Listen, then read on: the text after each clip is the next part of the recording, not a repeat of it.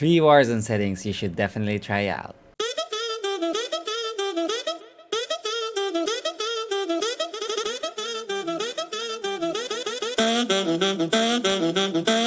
What's up everybody, it's your boy Nevz, and today we're gonna discuss some Warzone tips and tricks again. It's funny that after a year of playing Warzone, you still find new things you didn't know about. So today I'm gonna show you 3 settings which I've tried out just recently and immensely helped improve my gameplay. To be honest, I've heard about these settings a long time ago, but I was always like, nah, I'm good. I'm comfortable with the settings I'm already using. But hey, you should honestly give it a try, because I was blown away of how these settings actually help improve my gameplay even after 1 year of playing Warzone. Our first setting is the affected field of view. You can find this in general under field of view. This setting is perfect for players who are having a hard time controlling their recoil or aiming at their opponents in close quarter combat. The reason for this is that the affected field of view gives you a more zoomed out view when you ADS with your weapon. So to show you what I mean by that, let's go back to independent field of view.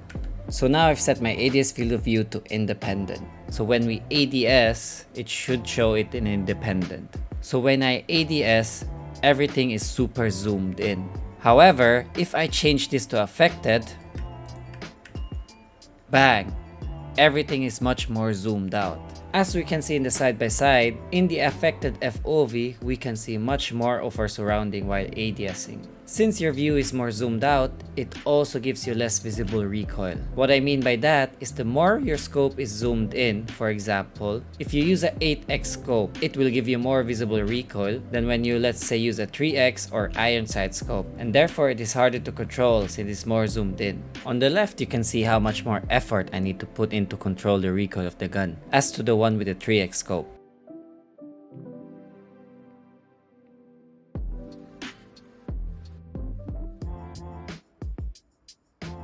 But if I don't control it, you can see it's practically the same. I've previously discussed this in my how to improve your aim video, if you want to check that out. The same applies with iron sights. This is now in affected, and when I change this to independent, it should be more zoomed in.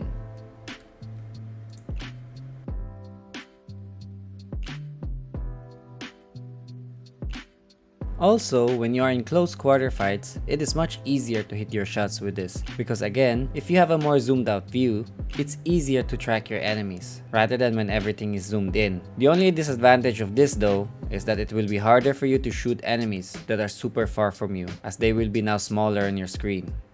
Take note, however guys, this applies only to scopes lower than 3.25 magnification. Everything 3.25x and above won't be affected by this and still will look the same as if you had independent field of view. So if you like to have the affected field of view for just close quarters, you can actually choose a 3.25 scope to still have the zoomed in scope to better see your opponents when they are farther away. The second setting we are going to talk about is Auto Tactical Sprint. You can find this in the movement tab.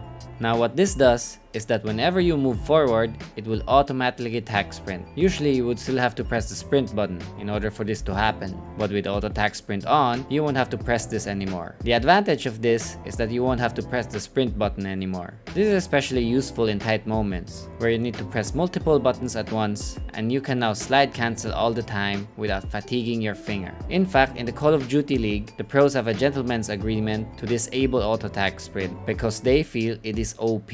If you want to have movement like Joe or other Warzone pros, auto attack sprint is definitely the way to go, as it makes your movement much more faster and efficient.